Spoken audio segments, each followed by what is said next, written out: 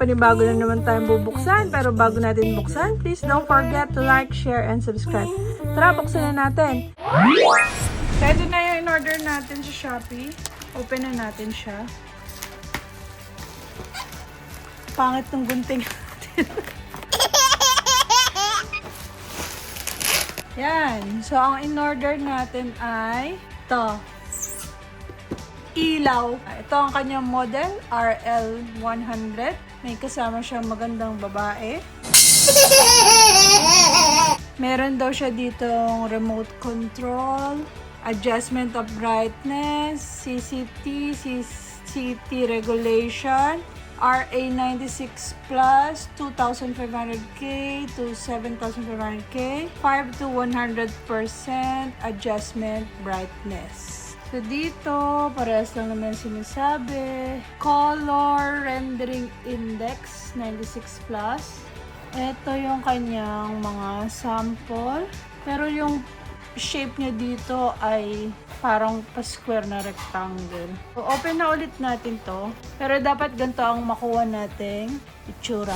Pag in-open niyo yung box, maayos yung kanyang lalagyan. So, may pa-plastic siyang ganito. Para nga naman hindi siya gumagalaw-galaw. So, ito na yung pinaka-ilaw. Hindi tayo bumili ng may stand kasi meron ako dyang stand. Tapos, ito yung kanyang remote. Tsaka, ito yung kanyang power supply. Tapos, ito yung pinaka-mount niya. So, sabi doon, pwede mo na rin itong hindi lagyan ng mount. Parang nakatayo lang siya sa floor.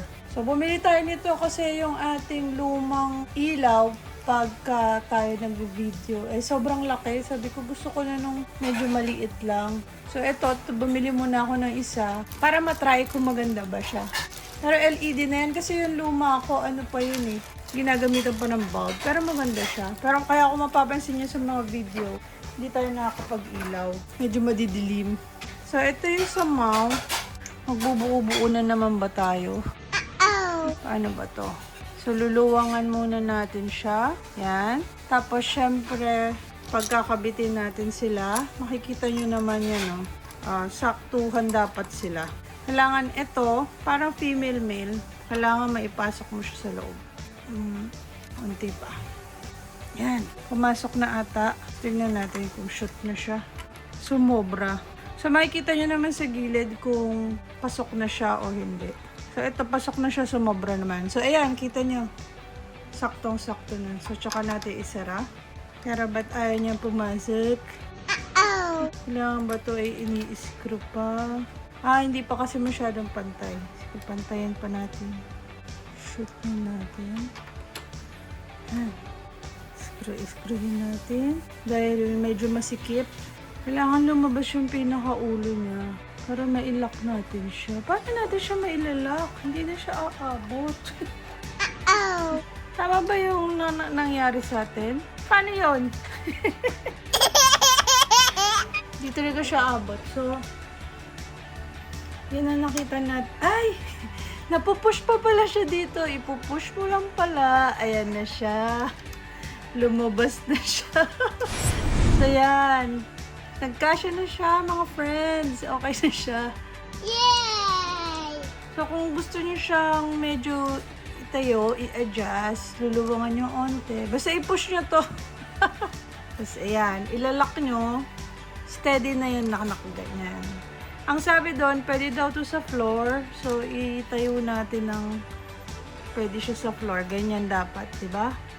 Kung gusto mo sa floor or meron pa bang ibang way? Dapat siguro pa ganun. Baka mali ako ng lagay. Dapat pa ganun. Baligtad ata yung lagay ko. Pag pinagbaligtad ko sila, tatayo siyang ganun. Teka, ayusin ko. Baligtarin natin siya. Pag ganito. Yan. Para pag tinayo mo, meron siyang pang suporta dito, diba? Kung ano-ano na naman ginagawa natin. Pero hindi pa natin tinatry kung gumagana ba. Saraduhan na muna ulit natin siya. Dito tayo sa may parang nakauka dyan. Dyan tayo. Para makakapunta siya sa pinakadulo. Para lalabas tong dulo nung screw. Pagka ginanon mo, matigas pala siya. Tignan niya, Oh, di ba? Naglalak pala siya. Tapos, papatayuin natin. Tingnan natin kung tatayo nga siya. Wow! It's amazing! Wow! Tumatayo nga siya. So, kahit hindi ka na gumamit ng stand. Ngayon, try naman natin yung ilaw. Kung gagana. Tsaka yung remote. Yung remote pala, tingnan natin kung may battery kasama. Wala siyang battery. Wala siyang libreng battery, mga people. Pero dapat ata meron siya dito kasi nililagyan siya ng battery. So, maghahanap muna tayo ng battery. So, wala tayong battery. Kailangan natin maghanap. Pero, habang naghahanap ang mga people, tayo po ay magte-testing kung umiilaw siya. Ayan na po siya, ang ating dakilang chismosang Chesa. So, ito, testingin na natin kung gumagana siya. Ito pala, meron siyang on-off dito. Oh. So, i-off muna natin. Tapos, isaksak niya nun dito. Tapos, ito pala yung likod niya. Hindi ko napakita, oh. Para siguro hindi siya naiinitan. Bubuksan na natin siya. Testingin natin. Sana gumagana. 1, 2, 3. Wow! Wow! Ooh, naka-default siya ng warm light. Kailangan natin ng battery para ma-adjust natin siya, mapakita natin sa inyo. Tayo po ay nangangailangan ng battery. Baka meron pong mag-sponsor sa atin ng battery dyan. Mai-unbox natin. Dahil yung pinagbilan natin ng store ay hindi tayo sinamahan ng battery. So, nakawin muna natin yung battery ng ating TV. Dahil wala tayong sponsor ng battery. AAA dalawang kailangan. So, i-on. O, yan. Off. On. Gumagana naman siya. Tapos, ano to? Parang night mode. Tingnan natin kung ano yung kakalabasan.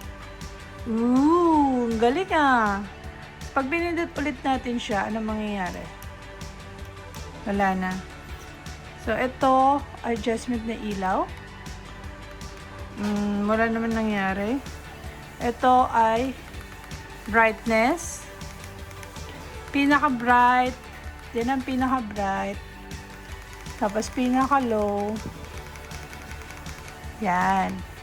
Tapos, auxiliary. Ano meron sa auxiliary? Ano yung city? Parang brightness din siya.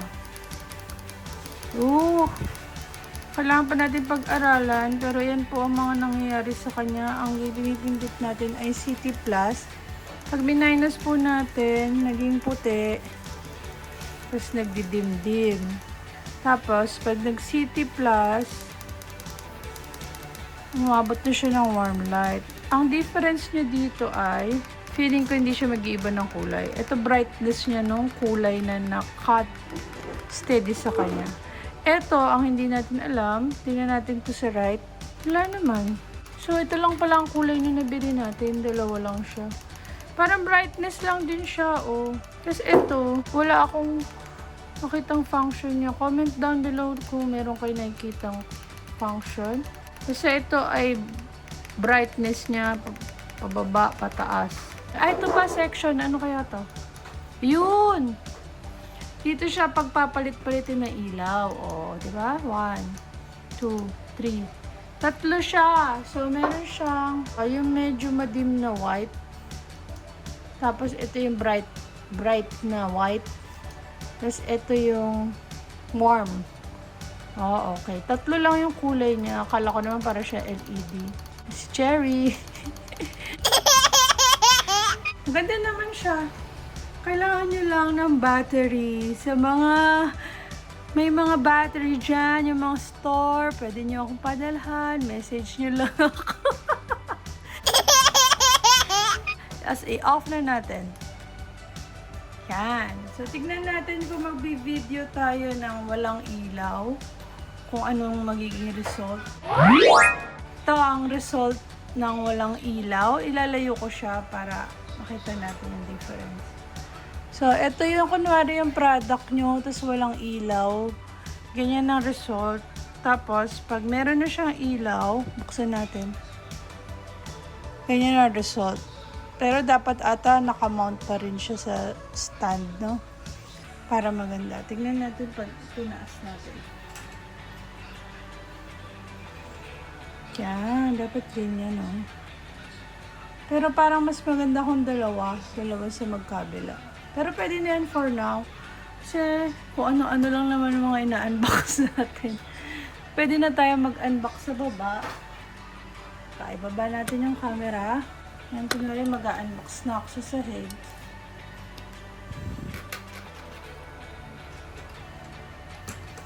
Yan, ganyan yung magiging itsura niya. Pero kung walang ilaw, ganyan siya kadilim. Oh, malaking tulong na rin siya. Malaking bagay. Oh, ulit, unbox. Yan, oh. Kaso nakikita niyo yung shadow, kaya dapat nakaangat siyang ganyan. Yan. So, ganyan. Kapag mayroon tayong ilaw na warm, palitan natin siya ng puti. Pag puti, ganyan siya ka-bright. Lalo na to siguro to isang bright. O, diba? Pero kung wala tayong ilaw, ganito siya. Yan yung normal na ilaw ng bahay. So, ano mas gusto nyo? Huwag nyo lang pansin yung reflection doon sa sahig. So, ngayon, marami ng klase ang pwede natin gawing ilaw sa ating mga unboxing. So, overall, okay naman yung nabili natin. Parang hindi naman tayo lugi. Kasi gumagana naman. At tingin ko naman magagamit natin yan. So, yan yung ating nabili na ang pangalan niya sa Shopee ay LED Rectangular Video Light Dimmable Continuous Photography Lighting Kit with tripod, pero hindi natin binili yung pinaka-tripod niya. Ang model na kinuha natin ay 18 inches LED, no stand. So, nabili natin to ng 691 pesos. So, share ko na lang yung link para kung gusto nyo rin bumili, tingnan nyo na lang dito sa YT. Nandyan yung mga products, lalabas yan dyan or dito. Tapos, ilalagay ko na rin sa description box para madali nyo na rin makita. So, yun lang. Thank you! Bye-bye! Bye.